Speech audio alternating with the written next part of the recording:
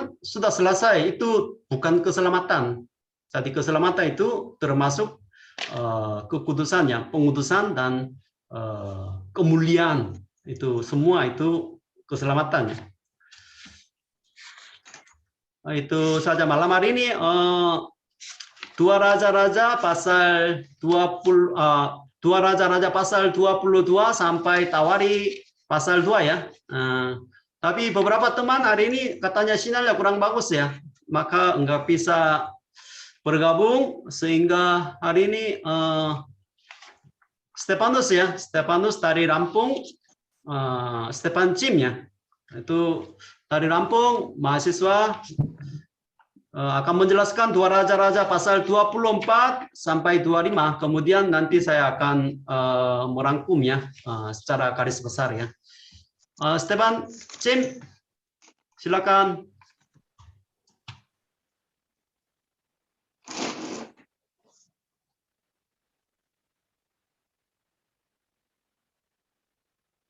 Steven.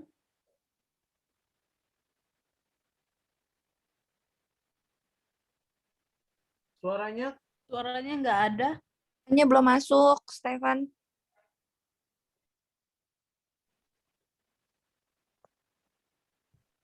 tadi ada suara.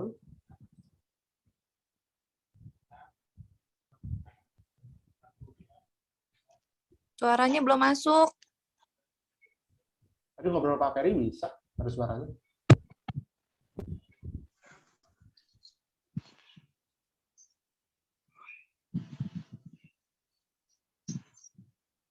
Coba dia di SM. Ayo Steven, coba copot ya. Tadi udah suaranya bagus, tapi tiba-tiba pakai headset nggak ada suara. Langsung aja. Oh ya udah. Oh, ya bisa. Mendengar suara. Bisa ya? Oh ini langsung baca ayat pasal dulu atau langsung aja? Enggak, penjelasan aja.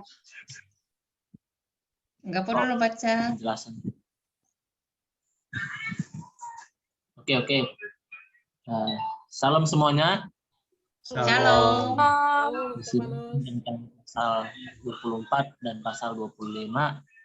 Ya, di sini kalau kita sudah membaca masing-masing pada pasal yang pertama pada pasal 24, kalau kita sudah membaca secara langsung tentang pasal 24 ini menceritakan tentang Yoyakim. Nah, tapi sebelumnya Yoyakim ini masih dari keturunan Raja Yosia. Ada kaitannya juga dengan pasal sebelumnya, dan Yoyakim sendiri anak keturunan Yosia dan melakukan kehidupan yang sama seperti ayahnya. Yoyakim juga dia tidak jauh-jauh berbeda dari ayahnya. Dia melakukan dosa yang jahat di mata Tuhan. Dan itu sesuatu hal yang menarik untuk dipelajari pada hari ini. Dan di sini juga menceritakan tentang Yoyakim di perikop selanjutnya. Jadi Yoyakim itu pasal 1 sampai 7, Yoyakim pasal 8 sampai ayat 8 sampai ayat yang ke-17, demikian nanti ayat 18 sampai selesai. Dan di sini bagaimana kalau kita tentang Yoyakim itu pada awal tahun 605 sebelum Masehi, itu Yoyakim itu ditaklukkan.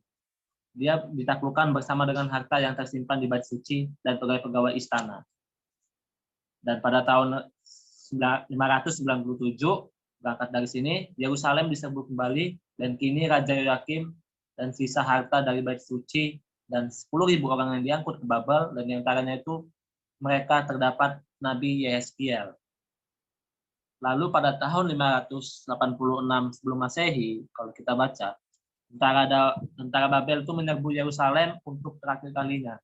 Nah, kali ini mereka menghancurkan kota dan bait suci. Nah, Raja Zedekia itu dan semua rakyatnya itu, kecuali beberapa orang yang sangat miskin itu, diangkut ke Babel. Nah, Babel itu disebut kerajaan Babel itu, atau disebut juga kerajaan Babel baru. Dia mematahkan kekuatan Asyur dan menguasai dunia ketika itu dari 605 sampai 539 Masehi. Dan kerajaan Babel itu bertahannya itu kira-kira sekitar 70 tahun dan dikalahkan oleh Raja Koresi di Persia di 539 sebelum Masehi. Nah, pengepungan Yerusalem itu dimulai pada tahun 588 sebelum Masehi dan langsung selama 18 bulan di dalam pasal ini ya. Dan di sini kita bercerita tentang bagaimana Nebukadnezar, Raja Babel, itu pada awalnya takluk oleh Yoyakim. Tapi Yoyakim ini berbalik dan memberontak terhadap Raja Nebukadnezar dan Tuhan. Tapi di sini posisi Tuhan, dia mendukung Nebukadnezar, dia ingin menghancurkan Yoyakim, dia menyuruh gombal-gombal Kasdim. Di sini kita melihat bagaimana tangan Tuhan yang selalu mempunyai cara untuk memperingati orang-orang yang tidak sejalan dengannya. Di sini emang Yoyakim sendiri melakukan apa yang jahat di mata Tuhan, makanya Tuhan berusaha untuk memanggil dia kembali. Nah, Raja Yoyakim itu di pasal ini sama jahatnya dengan Raja Yoahas atau ayahnya atau ya keturunannya. Nah, di sini kita melihat bagaimana Tuhan menghukum Yehuda melalui Nebukadnezar, Raja Babel, dan gerombolan penyamun dari bangsa Kasdim, Aram, Moab, dan Amon. Kalau kita baca dari pasal ayat 1 dan 2. Raja Yoyakim sendiri itu nggak luput dari penderitaan. Dan Raja Yoyakim tidak luput dari penderitaan yang diberikan. Di sini Raja Nebukadnezar membelenggunya dengan rantai tembaga dan membawanya ke Babel. Ya, ini kematian yang mengerikan ya. Kematian yang sangat mengerikan. Ia diseret dan dilempar keluar dari pintu gerbang Yerusalem, lalu dikuburkan dengan tidak hormat, dan ia tidak ada yang meratapi kematiannya. Jadi nggak ada yang melihat atau merasa kasihan atau iba, karena kalau kita bandingkan dari Yeremia 22 ayat 18 sampai 19, di situ tertulis bagaimana kematian Yoyakim tidak diratapi. Nah, lanjut dari situ, berbagai hukuman ini adil. Jadi di sini menunjukkan keadilan Tuhan ya. Dari hukuman yang diberikan kepada Yoyakim ini disebut adil karena dosa-dosa yang telah dilakukan Yehuda pada masa lampau itu terulang lagi. Dosa-dosa yang udah dilakuin, dosa-dosa yang diperbuat itu terulang lagi oleh Yoahas dan juga oleh Yoyakim di pasal ini.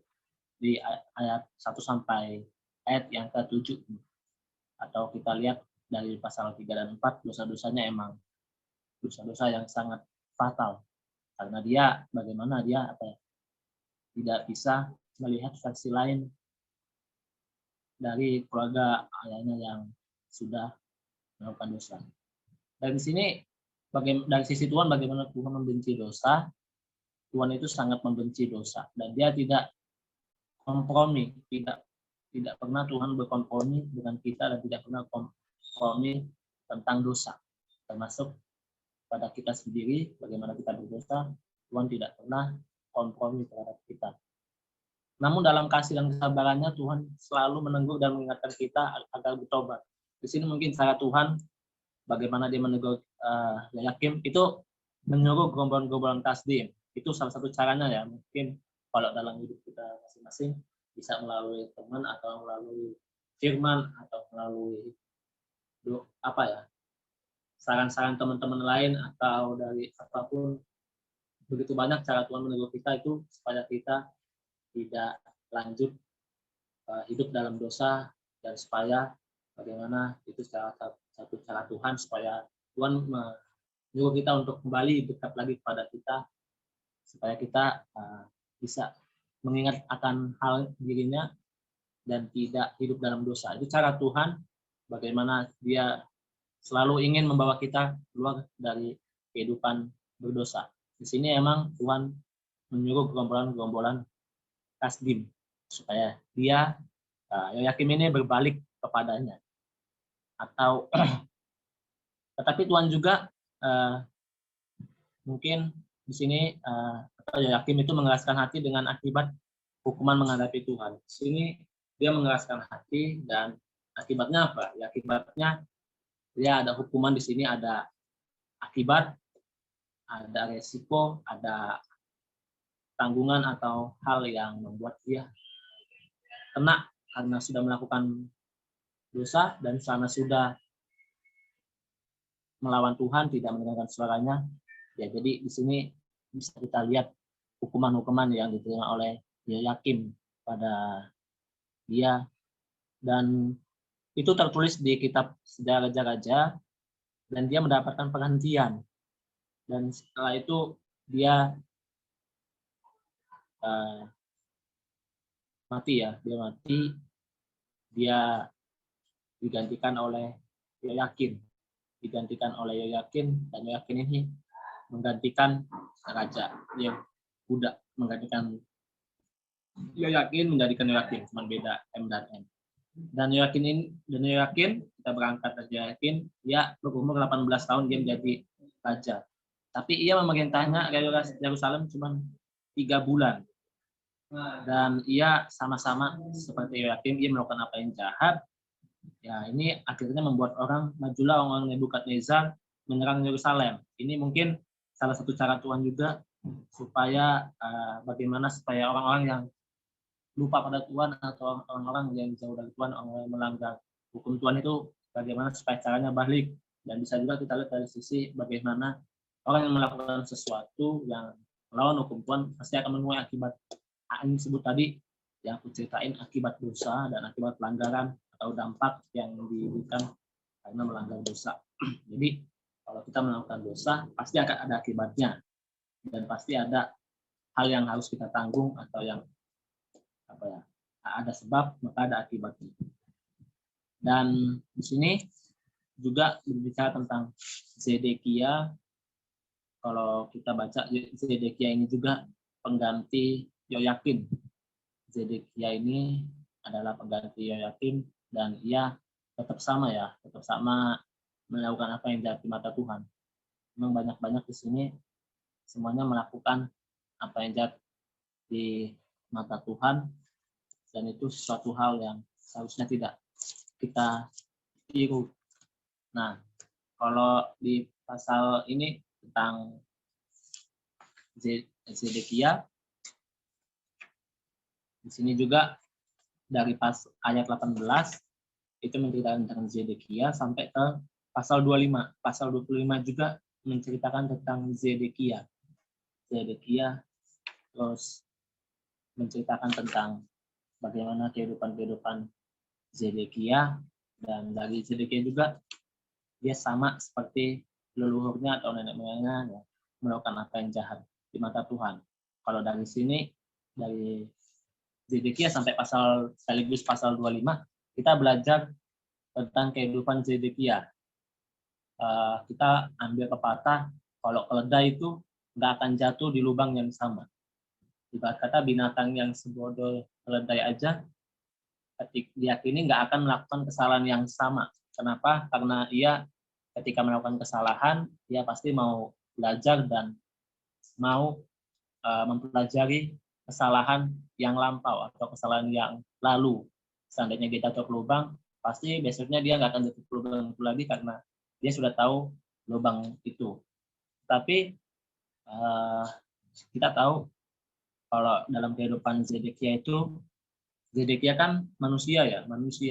Dan tadi analoginya dari keledai. Seharusnya manusia sebagai makhluk yang ciptaan Tuhan yang paling tinggi itu punya kepandaian jauh di atas binatang, punya kepandaian jauh di atas keledai. Dengan kata itu seharusnya ia manusia sebagai makhluk yang paling sempurna, yang ciptaan Tuhan yang paling indah, seharusnya bisa tidak melakukan kesalahan, apalagi melakukan kesalahan yang sama, apalagi manusia memiliki kemampuan untuk berpikir, menganalisa, dan bahkan mengevaluasi setiap tindakan yang akan dilakukan. Apalagi kalau ia sudah dibekali dengan petunjuk atau cara-cara yang diberikan oleh Tuhan, misalnya melalui Alkitab. Itu salah satu cara supaya manusia bisa hidup di dalam dunia. Nah, di sini Zedekia, raja itu yang menggantikan Yoyakim ini, itu lebih bodoh dari keledai tadi, yang ia sudah melihat contoh hidup mengapa Allah menghukum Yoyakim, mengapa Allah menghukum Yoyakim. Namun anehnya ia mengulangi apa yang oleh sebelum-sebelumnya atau ayahnya. Dia mengulangi. Tadi kan balik lagi bahwa manusia seharusnya bisa mempelajari dan bisa mengevaluasi atau mengamati kesalahan yang seharusnya bisa belajar, yang seharusnya itu nggak diulangi lagi. Tapi itu diulangi lagi oleh Zedekia. Dia mengulangi apa yang dilakukan. Misalnya ketika ia bersekongkol dengan Mesir dan bangsa-bangsa lainnya untuk menentang Babel. Bukankah Allah itu di sini Babel itu Allah itu sudah memberikan petunjuk, sudah berikan nasihat kepada Zedekia, sudah berikan arahan ya dalam kepemimpinannya. Dan contoh hidup dan petunjuk dari Allah sebenarnya itu bekal yang cukup bagi Zedekia untuk tidak melakukan kesalahan. Alhamdulillah dari sinilah kita melihat kebodohan Zedekia yang melebihi keledai. Kalau bahasa kasarnya, kebodohannya lebih daripada keledai. Keledai aja bisa belajar dari kesalahan. Kenapa Zedekia nggak bisa? Sama aja halnya dalam kehidupan kita sehari-hari juga, kita melakukan kesalahan dan kita mungkin kita bisa mempelajari kesalahan itu, bisa supaya berkomitmen, atau lebih kasarnya kita berdosa terus besoknya jatuh dalam dosa, tapi seharusnya kita bisa ambil tindakan supaya kita berpikir bahwa itu adalah sebuah hal yang dosa yang menyakiti hati Tuhan. Tapi anehnya kita seringkali melakukan hal itu diulangi lagi besoknya. Misalnya hari ini mencuri, besoknya mungkin harusnya bertobat, tapi ini malah mencuri lagi. Dan itu menunjukkan kita tidak sama seperti Zedekia. Dan di sini emang dari teks ini sudah mengajarkan bagaimana supaya kita tidak seperti Zedekia yang bisa belajar harusnya dari kesalahan sebelumnya. Tapi kita seringkali melakukan dosa dan mengulanginya lagi dan mengulangi lagi. Bukannya malah belajar bahwa itu adalah sebuah kesalahan, bukannya berubah dalam sikap dan perbuatan, tetapi kita malah sering mengulangi dan bahkan lupa untuk berbalik kepada Tuhan. Ya sebenarnya itu nanti akan ada dampaknya dan ada hal-hal nanti yang harus kita tanggung akibat dari dosa-dosa yang sering kita lakuin. Kita sering sekali mengasahkan hati kita dan sering kali menuruti dosa itu sehingga kita tercebur dari dalam dosa dan kita lupa balik kepada Tuhan. Itu yang sering kita lakuin. Nah, akibatnya di sini Zedekia harus membayar dengan harga yang sangat mahal. Jadi di sini pemandangan yang nggak pernah dia lupakan selama dia hidup, itu penghukuman yang sangat kejam hingga perlu untuk disebutkan secara khusus dalam kitab, kalau kita dalam kitab Raja-Raja Yehuda itu ada hukuman dari buat Zedekia sebagai bangsa Yehuda itu kan udah semakin terpuruk dan tersungkur. Kalau kita baca ayat 9-17 dan selanjutnya itu. Yehuda itu lancur lebur. Yehuda itu udah suatu bangsa yang kehidupan sosial, politik, dan ekonomi itu nggak mungkin dibangun lagi karena yang dibiarkan hidup bukan lagi orang lemah, namun orang miskin. Itu pun hanya beberapa saja. Nah, kalaupun tersisa berasap bangkit dan mulai membangun dari kehidupan, itu nggak mungkin karena apa hal itu dikatakan tidak mungkin? Karena pemimpin rohani juga dari dibunuh. Jadi dari pemimpin rohani mereka ini kan udah banyak yang dibunuh karena melakukan Tuhan, sehingga tidak ada lagi yang berharga dari pemimpin mereka Yehuda ini. Nah, dari sini yang bisa kita pelajari juga kebodohan Zedekia itu gambaran kebodohan manusia tadi yang aku bilang analoginya. Dia dapat mudah ditemukan di sekitar atau mungkin dalam diri kita sendiri. Misalnya contoh kecilnya kita tahu bahwa narkoba itu adalah hal yang buruk atau yang berdosa, tapi seringkali kita malah mencoba narkoba, ada dari kita atau mencoba narkoba bukannya malah memerangi bagaimana narkoba itu keluar berkurang atau mungkin bagaimana seharusnya menjauhkan diri dari itu mungkin salah satu contoh. Mungkin contoh lainnya ada begitu banyak yang diambil dari kisah ini yang mengingatkan kita akan tidak ikut-ikutan atau tidak harusnya bisa merespon atau istilahnya memfilter mana yang seharusnya dilakuin, mana yang seharusnya nggak dilakuin, mana yang sudah tahu akibat-akibat dosa yang kita lakuin ini.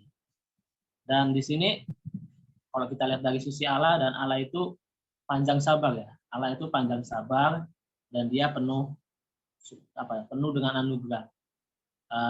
Ketika Allah di sini melihat bahwa manusia melakukan dosa, pasti dia juga akan menghukum kita bagaimana caranya dan memberikan sanksi kepada kita.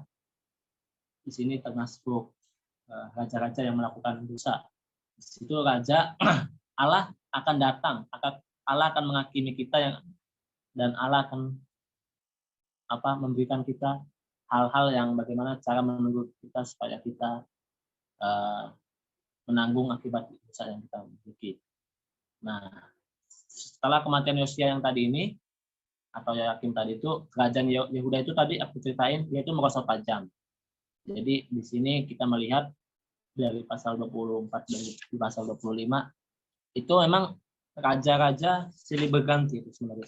Dari keturunan ini, lalu si ini nanti naik, ganti, tapi melakukan apa yang jahat, lalu si ini nanti melakukan lagi apa yang jahat. Seperti itu terus, dan seperti itu terus. Memang nanti sampai akhir nanti Tuhan Yesus sendiri yang akan menebus semua kesalahan manusia.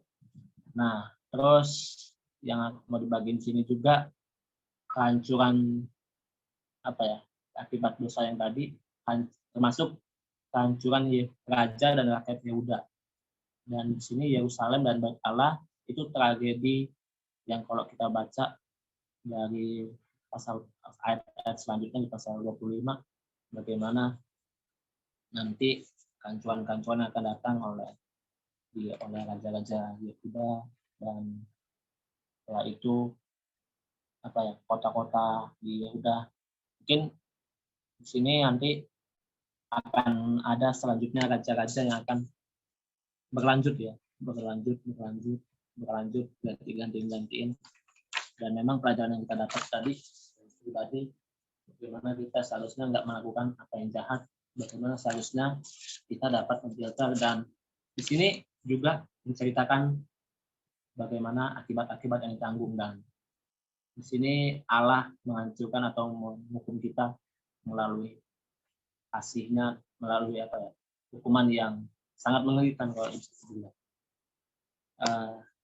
Mungkin dari aku itu aja sih yang aku melihat sudut pandang aku, karena mengingatkan aku juga yang seharusnya dari baca teks ini bisa belajar bagaimana untuk selalu ingat Tuhan dalam setiap melakukan hal, karena dosa bisa saja itu menimbulkan dosa, dan bagaimana supaya nggak bertahan di dosa itu tapi mengerti bahwa itu salah, dan bagaimana di sini aku juga belajar tentang mengerikannya hukuman Tuhan kepada orang yang melakukan dosa.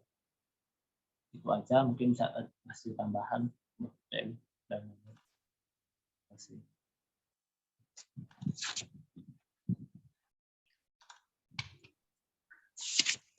Terima kasih ya Stefanus, terima kasih banyak. Saya coba ya jelaskan ya dari dua raja-raja pasal 21 ya.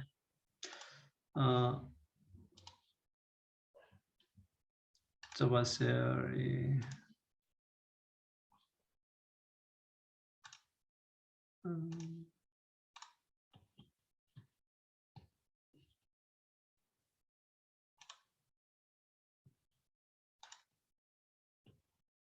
Ya, kelihatan ya? Kelihatan, Pak. Ya, oke.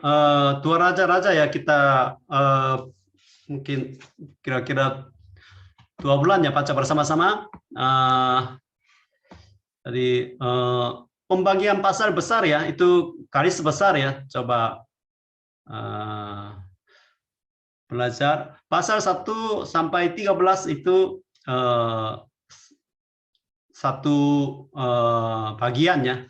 Itu pelayanan Nabi Elia dan Elisa itu penting ya. Pelayanan Elia dan Nabi Elisa dan Elia dan Elisa itu penting. Pelayanan Elia itu dilanjutkan oleh Nabi Elisa. Itu mujizatnya mungkin pelayanan hampir sama. Ada janda-janda, ada yang mati dihidupkan kembali. Seperti pelayanan Yesus itu dilanjutkan oleh rasul-rasul ya.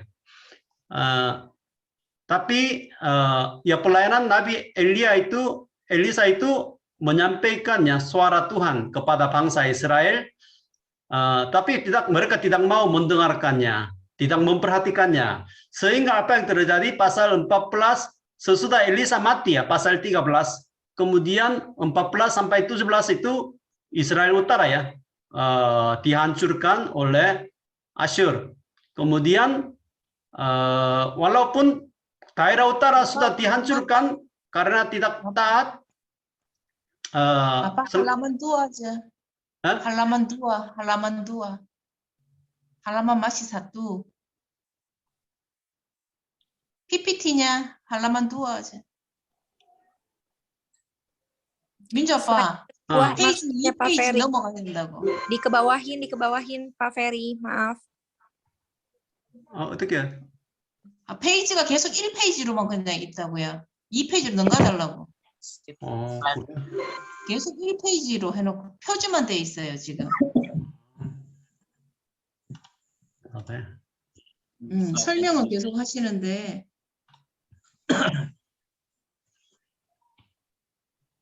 Ini aja ini. Dikebawahin aja. Ini lebih enak ya. Nah, ya, ya. betul. Oke. Tangan di landscape aja bisa. Maka bangsa Israel tidak mau mendengar suara Tuhan melalui nabi ya, Nabi Elisa, sehingga sesudah Elisa mati pasal 13 itu Israel Utara hancurkan, Israel Selatan suku Yehuda ya dihancurkan. Raja yang paling jahat itu Ahab, daerah utara Ahab, daerah selatan itu Manase. Tapi raja yang ideal itu Daud. Raja yang paling jahat itu Yeroboam atau Ahab ya.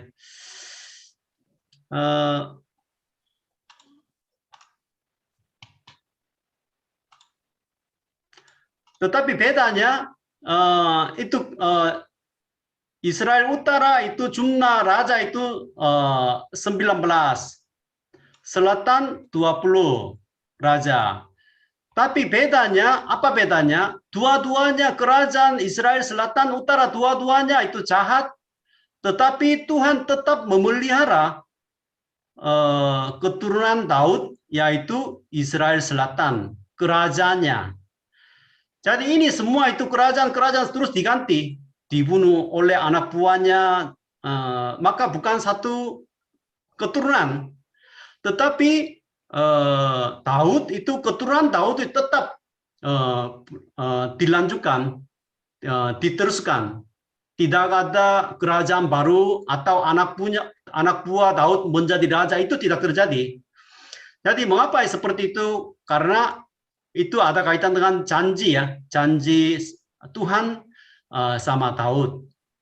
Itu bedanya.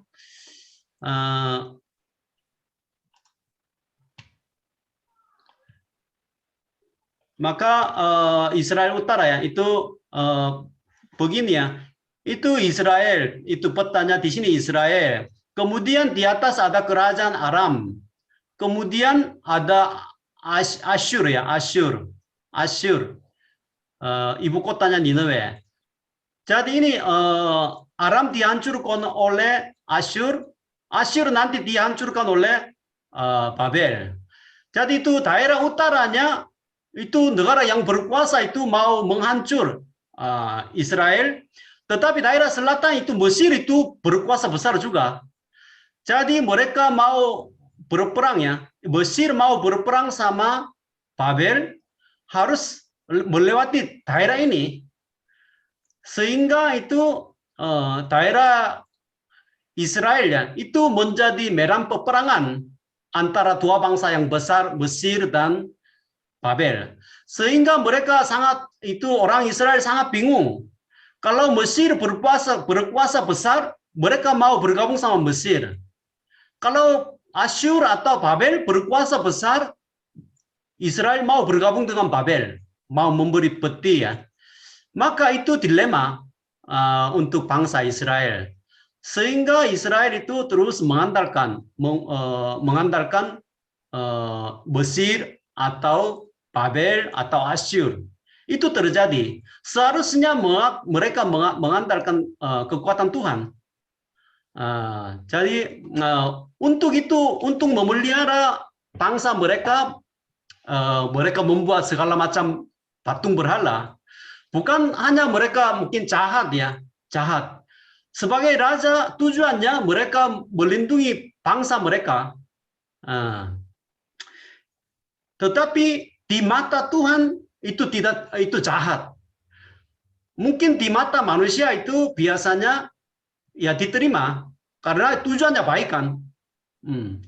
Jadi Ahab dan Manase dan mungkin banyak nama raja-raja yang jahat itu, kalau menurut saudara-saudara, begitu jahat, terus ya berulang berdosa, menyembah berhala, menurut saudara-saudara mungkin merasa sangat bersalah. Tetapi sebenarnya setiap raja bekerja keras untuk melindungi bangsa mereka dari kerajaan Babel dan Asyur dan Mesir. Itulah ya kebijakan pemerintahan kerajaan mereka masing-masing ya. Jadi di dalam satu raja-raja itu sering berulang ya, mereka jahat di mata Tuhan. Di mata manusia semua oke, tetapi di mata Tuhan itu jahat. Mengapa jahat? Karena mereka tidak mengandalkan Tuhan.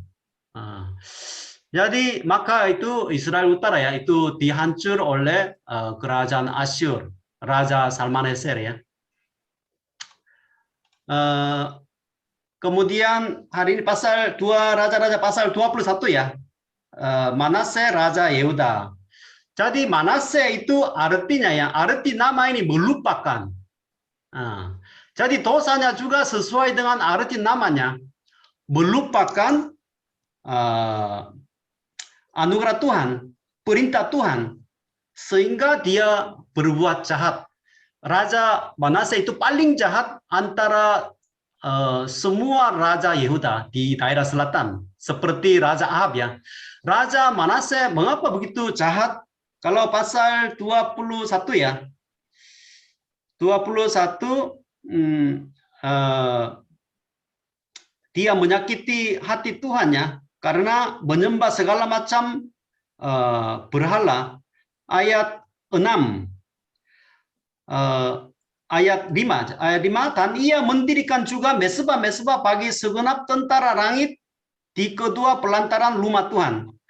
Jadi Raja Manase ini beda dengan raja-raja yang sebelumnya yang begitu jahat. Ini paling jahat karena dia membawa segala macam berhala di dalam bait suci, di dalam rumah Tuhan. Jadi seperti ini ya. Contohnya saya selalu itu kutip satu contoh.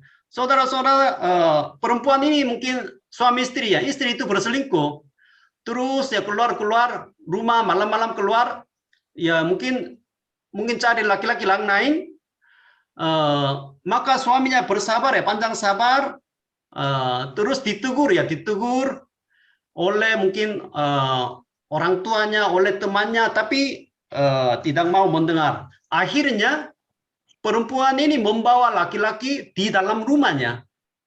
Maka suaminya melihat ya, istrinya bersetubuh dengan laki-laki lain. Itu sama dengan kejadian dalam kerajaan Manase ini. Jadi dia membawa banyak berhala di rumah Tuhan, di bait suci. Maka ada di rumah Tuhan seharusnya hanya satu mesbah, tapi dia membuat banyak mesbah.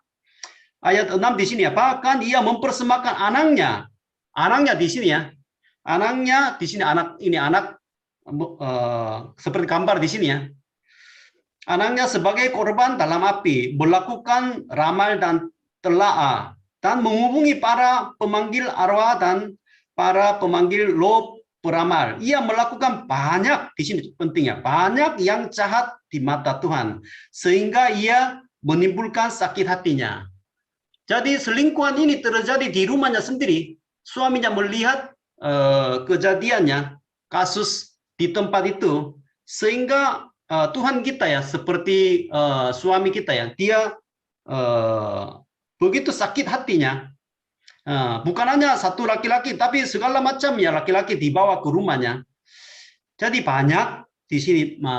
Jadi dia mempersembahkan anaknya. Untuk apa? Tujuannya baik ya. Tujuannya untuk melindungi bangsa dari segala macam kerajaan yang lain. Itu tujuannya. Sehingga banyak masyarakat ikut-ikut juga kan. Jadi mempersembahkan anak. Mengapa mempersembahkan anak ya? Kalau seseorang mempersembahkan anak dengan korban ke dalam api, itu dianggap imannya paling kuat. Itu sebagai orang yang beriman kuat, mereka suka mempersembahkan anak kepada dewa Molek ini ya, Molek namanya Molek. Jadi di sini biasa anaknya berteriak-teriak ya, anaknya berteriak-teriak, maka suara anak teriakan tidak didengar, tidak bisa dengar oleh bapaknya, sehingga mereka memukul ya segala macam alat musik di sini. Jadi ini sering dilakukan oleh Manase. Nama artinya itu melupakan anugerah Tuhan.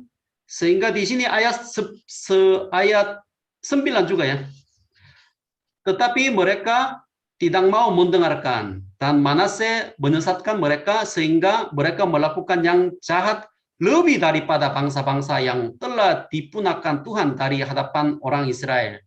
Jadi itu lebih jahat ini perbuatannya, seperti orang yang tidak percaya. Orang gereja, orang percaya Yesus Kristus itu orangnya lebih jahat daripada orang tidak percaya. Ayat 10 juga ya di sini, ayat 11 juga. Oleh Manase, Raja Yehuda telah melupakan kekejian ini, berbuat jahat lebih daripada. Di sini lebih banyak itu ya. Ini terjadi ayat 16. Lagi pula Manase mencurahkan darah orang yang tidak bersalah sedemikian banyak hingga dipenuhinya Yerusalem dari ujung ke ujung. Belum termasuk dosa-dosanya yang mengakibatkan orang Yehuda berdosa pula dengan berbuat apa yang jahat di mata Tuhan. Jadi dia membunuh banyak orang. Darah orang yang tidak bersalah itu tafsirannya yang pertama ya, itu anak-anak yang dipersembahkan seperti gambar ini ya. Banyak anak-anak dipersembahkan, dibunuh. Dan juga banyak masyarakat yang tidak mau ikut menyembah berhala, itu juga banyak dibunuh. Banyak nabi-nabi yang berteriak ya, kesalahan Manase dibunuh juga. Salah satunya mungkin menurut tradisi agama Yahudi biasanya itu Yesaya ya. Yesaya dibunuh, digergaji. Jadi dan juga masyarakat yang tidak agak berat untuk membayar pajak itu juga banyak dibunuh. Itu kejahatan Manase ya, yang begitu jahat. Kemudian pasal 22 sampai 23 ya, itu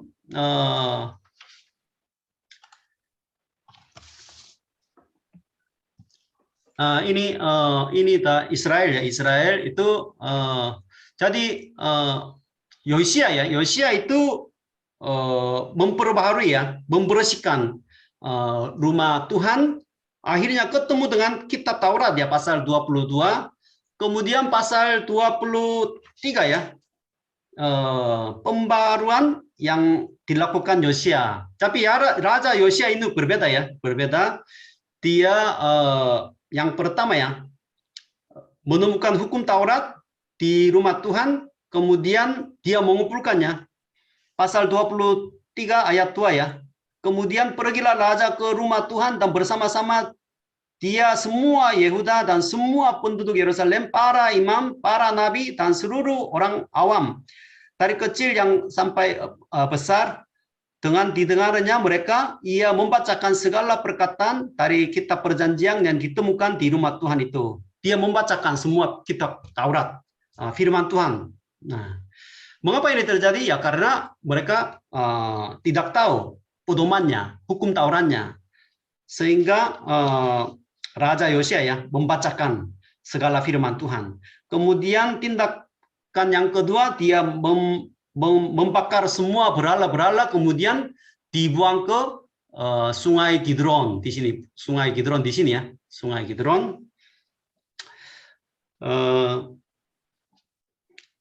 Ayat 8. Disuruhnyalah datang semua imam dari kota-kota Yehuda. Lalu ia menajiskan bukit-bukit pengorbanan, tempat para imam itu membakar korban. Dari Geba sampai Beerseba. Geba itu lumayan daerah utara, Beerseba daerah selatan ya, di daerah Yehuda ya. Jadi dari utara sampai selatan itu membersihkan semua berhala. Jadi bakar semua, kemudian dibuang di Sungai Kidron di sini ya. Kemudian ayat 21 ya, pasal 23 ayat 21. Kemudian raja memberi perintah kepada seluruh bangsa itu, rayakanlah Paskah bagi Tuhan Allahmu seperti yang tertulis dalam kitab perjanjian ini.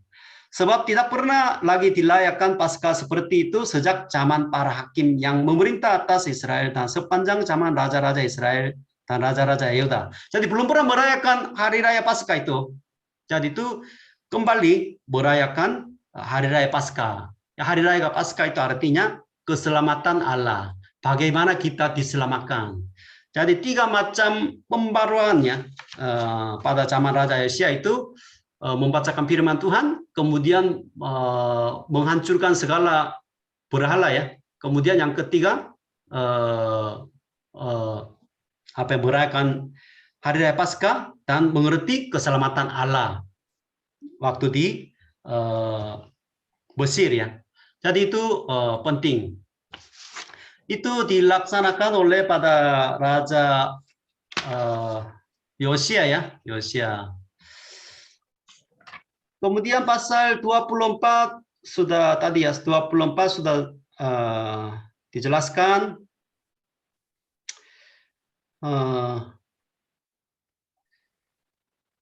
Jadi zaman Yehoyakin ya, Yehoyakin 24 ayat 8. Yehoyakin itu raja ke-19. Kemudian Zedekia itu raja yang terakhir ya, Zedekia itu raja yang terakhir, raja ke-20. Jadi baru diserang oleh kerajaan Babel. Jadi kerajaan Asyur sudah dihancurkan oleh kerajaan Babel, sehingga Babel itu mau menghancurkan Israel Selatan. Jadi 4 kali mereka menyerang. Ayat 1, serangan yang pertama. Ayat kedua, serangan yang kedua. Tidak mau ayat 1 ya, B. Kemudian Yehoyakim berbalik dan memberontakkan terhadap dia. Jadi 3 tahun mereka bergabung dengan Babel, kemudian memberi upeti, tetapi Mesir lebih kuat, sehingga Raja Yehoyakim mungkin mau bergabung dengan Mesir, sehingga kerajaan Babel ya itu menyerang lagi kedua. Kemudian ayat 8 serangan ketiga. Kemudian ayat 18 itu pada zaman Zedekia serangan keempat, semua dihancurkan, dibuang. Ya kalau ada dosa ya pasti dibuang ya, dibuang.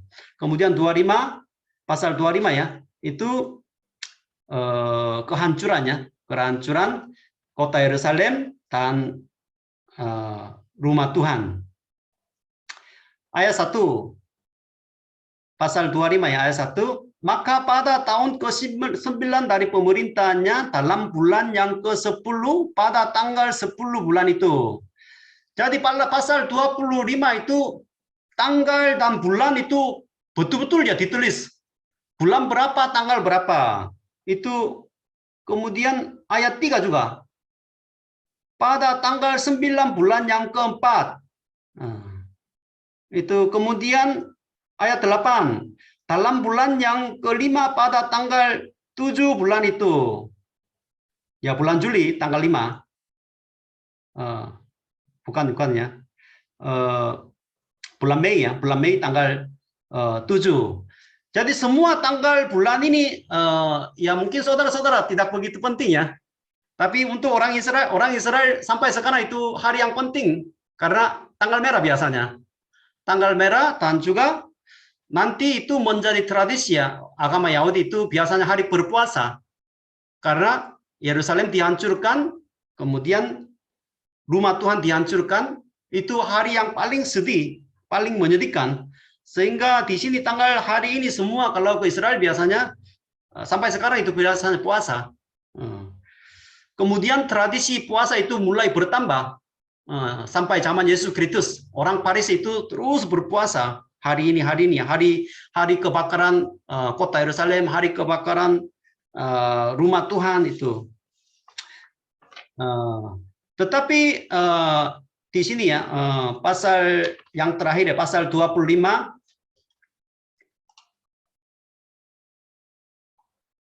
Ini pembuangannya, ini PPT ya, pembuangan ke Babel 3 kali ya, 3 kali. Tahap yang pertama ya, Daniel dan bangsawan. Kemudian pembuangan yang kedua kali Yeskel dan Yoyakin. Kemudian ketiga ya banyak orang. Nanti waktu 70 tahun kemudian waktu mereka dipulangkan itu juga tahap 1, 2, 3 itu sama. Karena mengapa seperti ini? Karena kehancuran bangsa Israel Utara dan Selatan itu bukan karena kekuatan kerajaan Babel yang begitu besar, enggak. Itu hukuman dari Tuhan. Sehingga dibuang pun ada tahapnya. Dipulihkan pun ada tahapnya. Karena itu hukuman Tuhan ya. Tetapi di sini ya 2 Raja-Raja pasal 25 ayat 29 sampai 30. Itu ayat yang terakhir ya dalam kitab 2 Raja-Raja ini. Judul perikopnya Yoyakin dikasihani. Jadi Yoyakin yang dibuang ke Babel ya, dia dikasihani oleh Raja Babel ya, Raja Babel. Maka Yoyakin boleh menggantikan pakaian penjaranya dan boleh selalu makan roti di hadapan raja selama hidupnya. Dan tentang belanjanya, raja selalu memberikannya kepadanya sekedar yang perlu tiap-tiap hari selama hidupnya. Jadi mengapa ayat yang terakhir ya dalam kitab 2 Raja-Raja pasal 25 ada 2 ayat seperti ini ya. Yoyakin dikasihani, bukan Zedekia dikasihani ya, bukan Zedekia dikasihani. Zedekia itu sebenarnya orang Israel, orang dalam sejarah Israel itu tidak disetujui sebagai raja. Karena ini dipilih oleh kerajaan Babel. Sehingga salah satu tradisi ya, raja Israel Selatan, Yehuda itu raja yang terakhir biasanya dianggap Yoyakin. Yoyakin dikasihani, itu dikasih pakaian, kemudian roti. Itu artinya apa?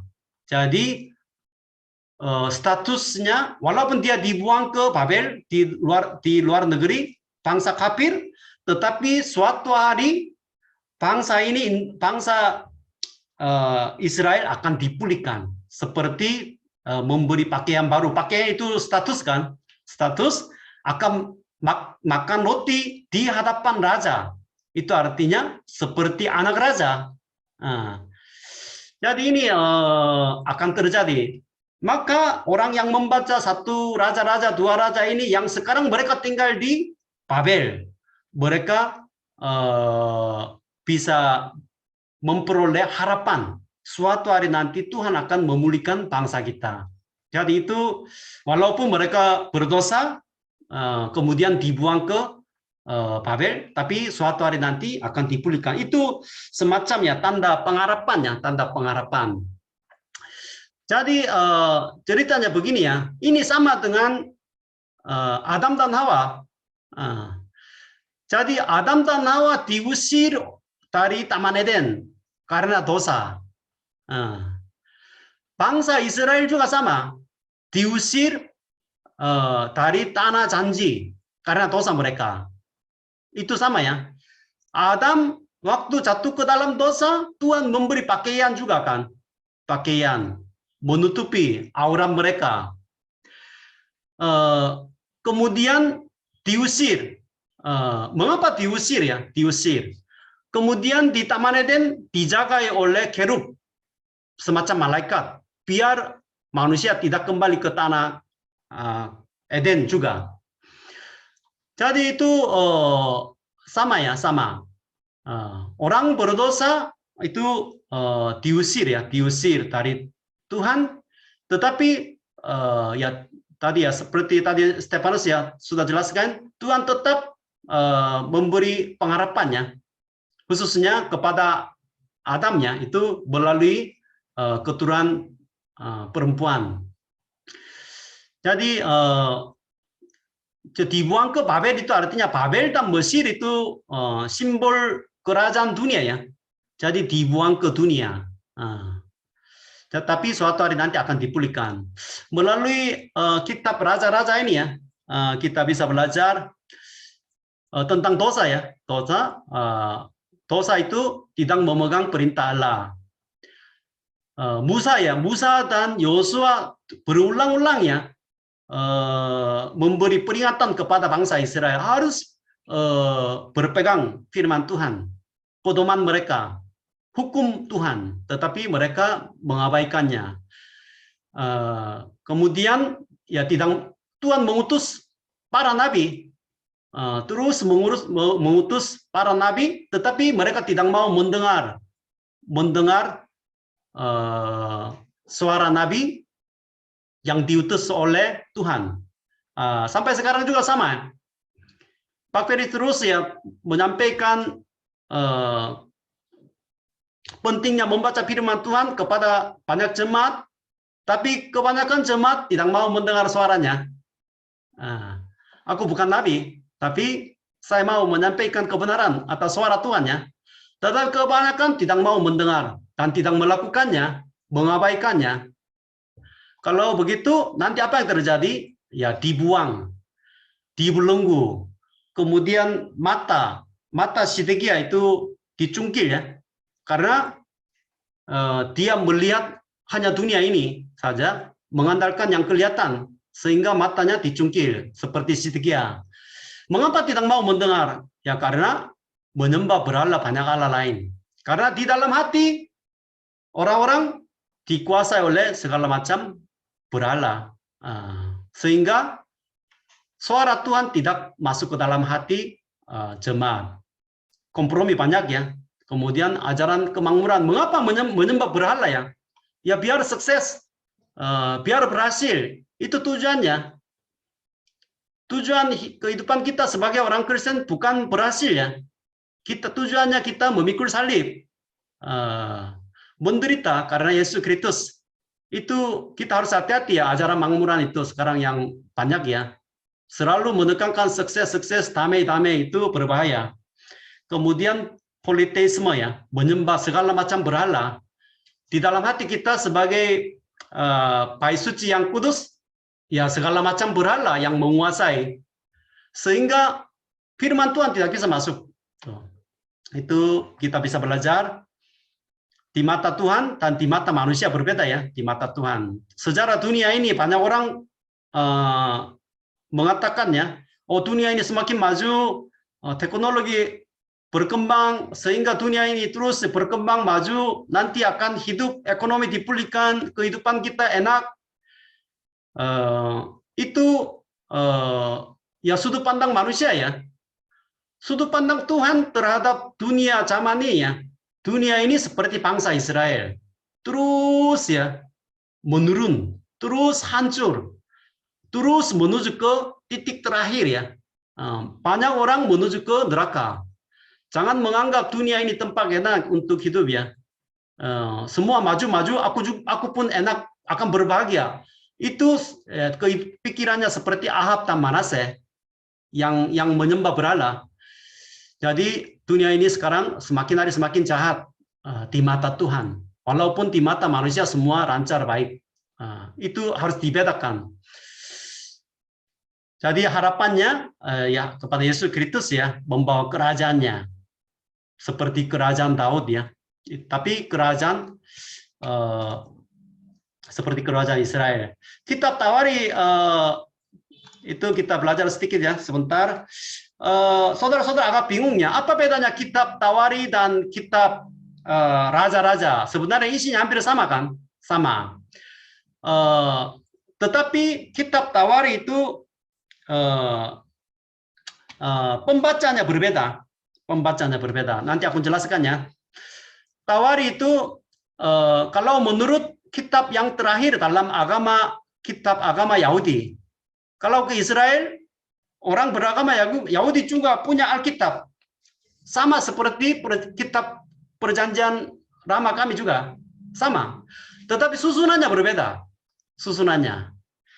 Jadi susunan kitab dalam kekristenan ini biasanya Maleakhi yang terakhir.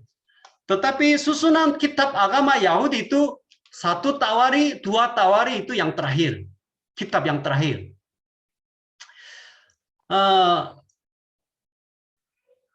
Jadi kemudian 1 Tawari itu mulai dengan silsilah kan, silsilah.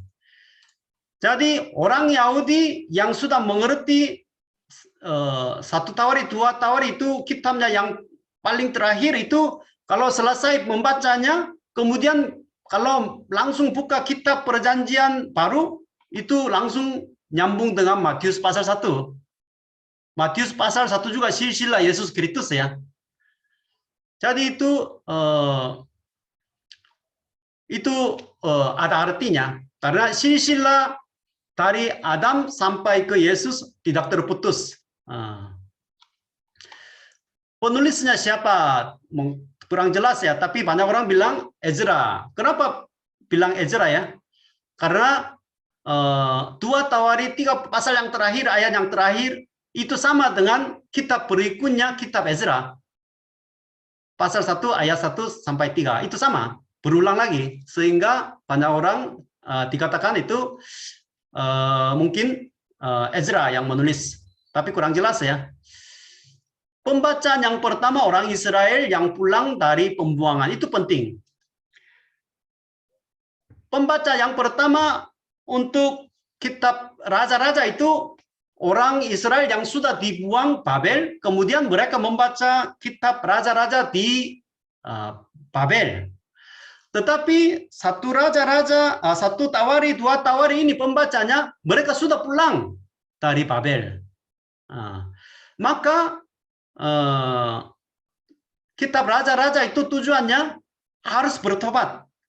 Karena dosa raja mereka dibuang ke Babel.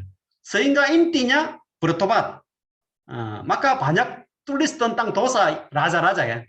Tetapi 1 Tawari, 2 Tawari itu raja-raja tetap sama. Tetapi tidak begitu banyak menulis tentang dosa raja-raja. Karena sekarang harus memberi pengharapan kepada bangsa Israel untuk membangun bangsa mereka, membangun bait suci, sehingga perlu memberi pengharapan. Contohnya seperti ini ya, Pak Peri mungkin bisa bersaksi sisi kehidupan yang gelap ya, ya kehidupan Pak Peri yang sisi gelap itu bisa bersaksi kepada teman-teman. Jadi biar teman-teman yang mendengar kesaksian Pak Peri yang akan negatif itu, biar dia juga bertobat. Tetapi dalam kehidupan Pak Peri ada sisi positif juga. Bercerita tentang keberhasilan Pak Ferry sebagai kesaksian, maka yang mendengar itu aku juga bisa, mereka juga bisa memperoleh pengharapan. Itu tujuannya ya, tujuannya beda. Jadi itu 1 tawari 2 tawari itu ceritanya mungkin agak positif. Dosa-dosa Daud mungkin enggak begitu banyak. Temanya ya mari membangun bait suci. Ya semangatnya untuk. Jadi itu pasal 1 tawar itu intinya bagaimana Raja Daud mempersiapkan bait suci Tuhan.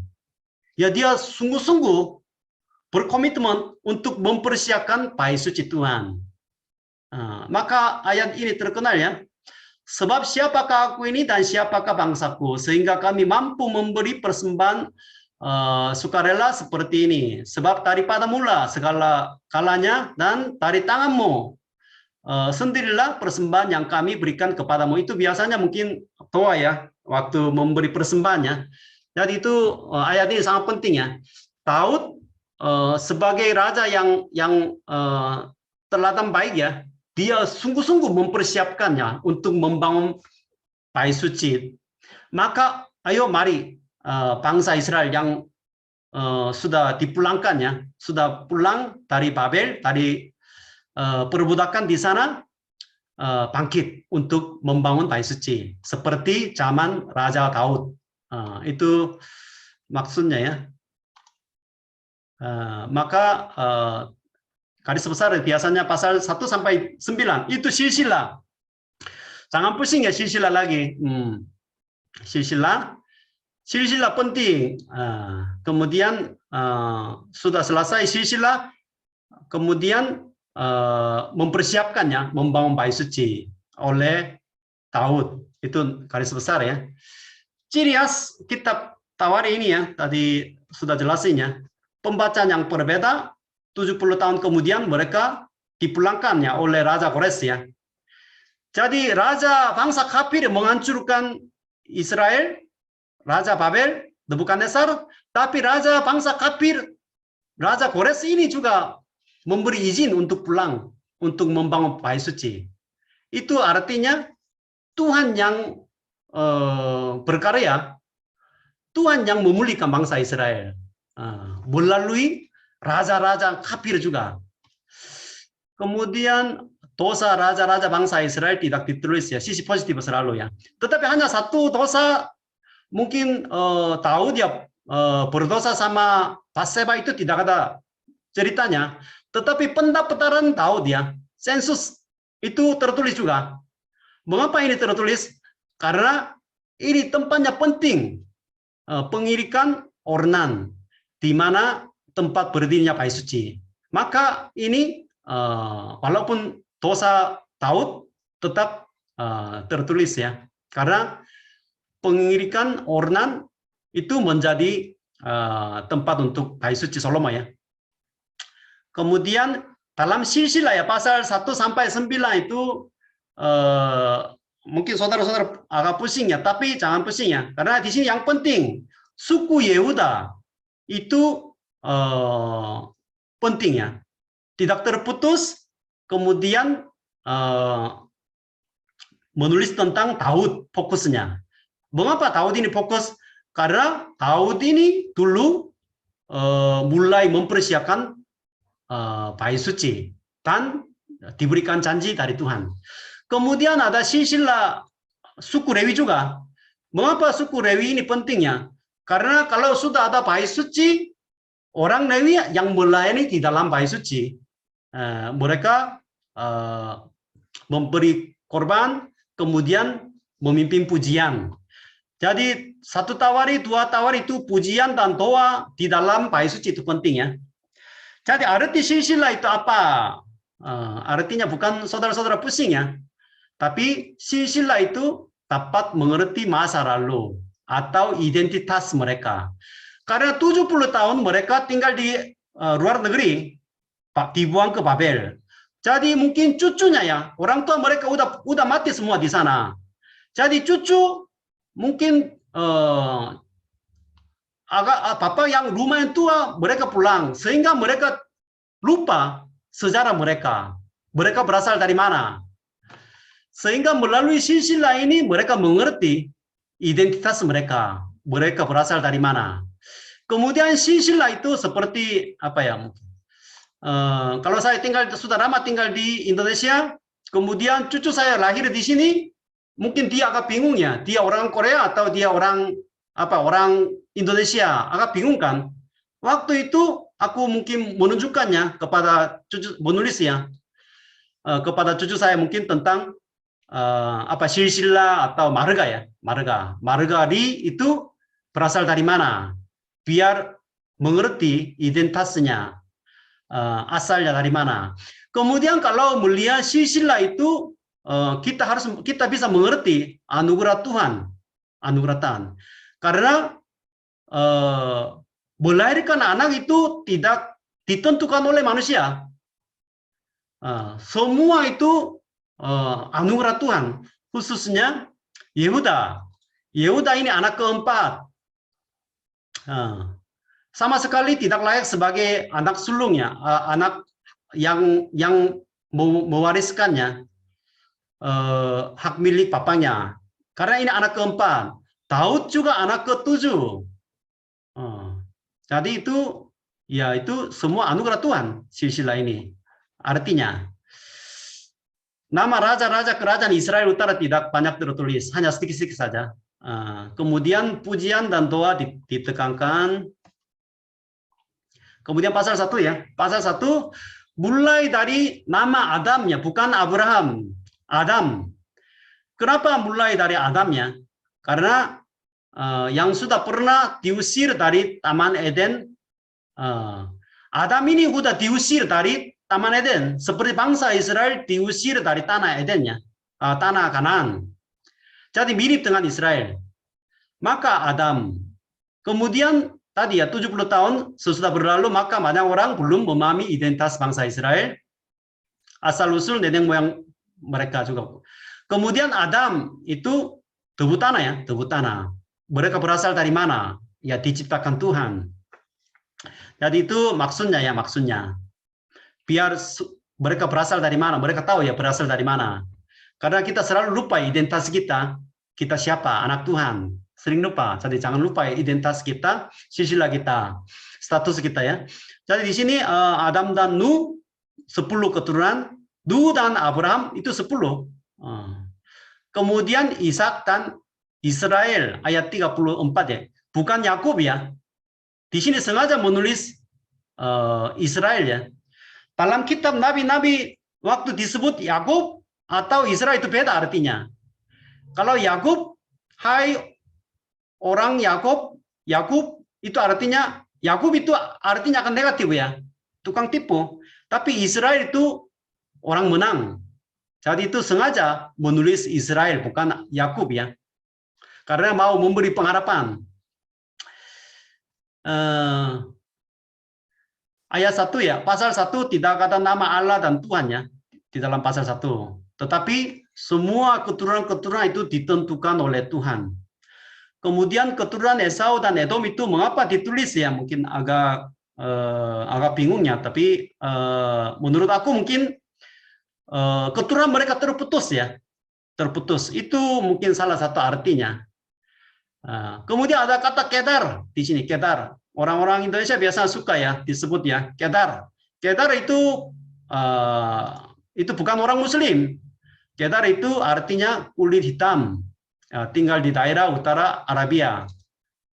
Itu salah satu suku ya, itu suku Kedres itu. Kulit hitam itu artinya. Kemudian ayat pasal kedua itu juga terus silsilah ini berfokus ya kepada Yakub, Israel. Di sini juga Israel 12 anak. Kemudian akhirnya Daud. Karena inilah yang mempersiapkan bait suci. Tapi di sini anak yang ke-7 agak beda. 1 Samuel 16 ayat 12 itu anak ke-8. Mengapa itu beda? Karena mungkin ya menurut pakar Alkitab itu satu saudara ya, saudara Daud itu sebelum melahirkan anak atau keturunannya sudah meninggal, sehingga ke-7 atau ke-8 dua-duanya mungkin benar juga katanya. Kemudian sesudah 70 tahun kemudian nanti besok ya, pasal 3 ayat 19 Jerubabel. Itu terus keturunan Daud ya. Yehuda, Daud, Jerubabel. Walaupun 70 tahun berlalu, tetap keturunan Daud ada. Namanya Jerubabel dan Yesua ya. Itu rombongan yang pertama ya dipulangkan. Jerubabel itu nanti menjadi nenek moyang Yesus Kristus ya. Matius pasal 1. Jadi silsilah Yesus Kristus ya dalam kitab Matius itu silsilah yang sempurna dan belum pernah diputus dalam sepanjang masa. Dari Adam sampai ke Yesus silsilahnya lengkap, belum pernah terputus. Itu rencana Tuhan yang luar biasa. Kemudian pasal 2 itu di luar keturunan Daud ada keturunan Hezron juga, keturunan Hezron. Mengapa menyebut keturunan Hezron yang tidak begitu terkenal? Untuk menjelaskan tentang Bezalel. Bezalel ini siapa? Bezalel ini tukang bangunan tabernakel zaman Musa. Jadi untuk menjelaskan orang ini ya, penulis 1 Tawari ini menyebut keturunan Hezron yang lumayan panjang. Karena inilah yang mengerjakan tabernakel, membuat tabernakelnya sebagai tukang. Jadi itu hari ini ya.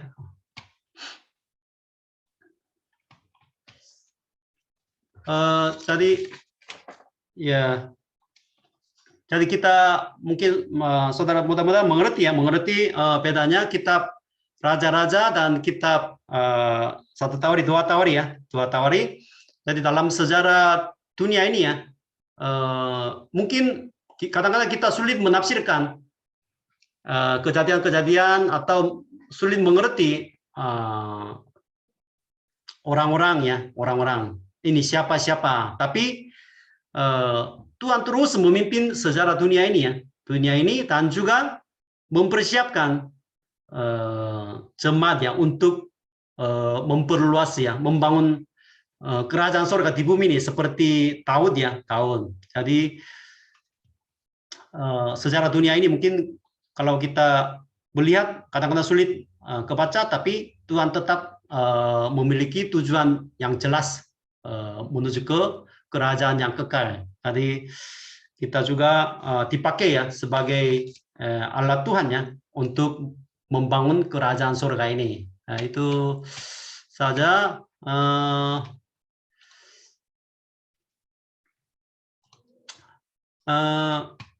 Ya mungkin enggak ada pertanyaannya. Itu saja. Terima kasih banyak ya. Terima kasih banyak. Terus baca silsilah-silsilah ya. Tapi silsilah itu fokusnya Daud.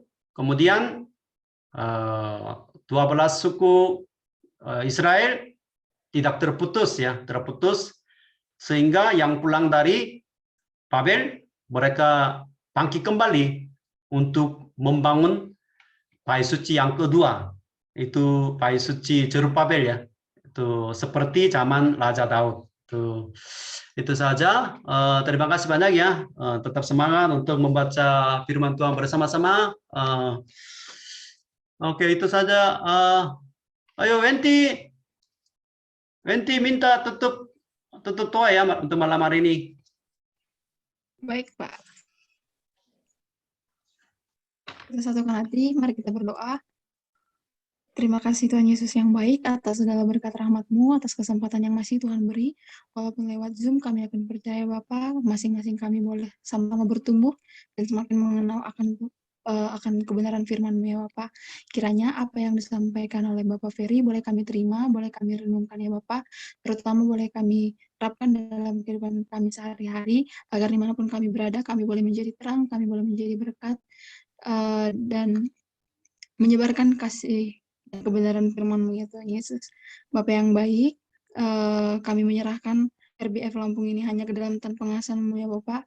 Kiranya semakin hari ke depannya nanti semakin banyak yang terpanggil untuk gabung bersama-sama dengan kami ya Bapak, belajar akan kebenaran firman Tuhan, sama-sama bertumbuh untuk kemuliaan nama Tuhan dan menyenangkan hati Tuhan. Bapak yang baik, ampuni kami Bapak atas dosa pelanggaran kami yang mungkin kami lakukan seharian ini Bapak, dari pagi kami bangun tidur hingga saat ini. Kiranya Tuhan ampuni kami dan kiranya kami boleh memperbaiki diri untuk menjadi pribadi yang lebih baik lagi ya Bapak. Tuhan Yesus, kami berserah penuhnya ke dalam tangan pengasihan-Mu saja. Jadilah selalu pada kami seperti yang Engkau ingini.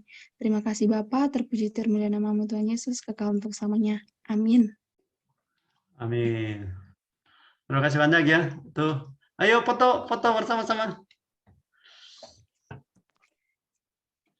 Puji Tuhan. Ini Tim. Sini. Ayo, siapa yang foto? Steven, orang Jakarta ya? Ya, aku Siap foto ya? ya. Ah. Ya. Teman-teman kita foto ya. Nah. Oke. Bentar. Oke. Satu, 2, 3. Oke, dah. Thank you. Oke, terima kasih Steven. Ibu, terima kasih ya. Semuanya. Mohon Pak Ferry. Ayo, Ibu Ya. Peti, Arianti, Abigail ya. Iya, selamat Abi. malam. Terima kasih. Andra, Arianti ya. Juliana, selamat istirahat ya. Betty, semangat. Firman, Ya, satu. Terima Ya. kasih. Terima kasih Oke. semuanya. sehat ya Baik, semua. Fatia.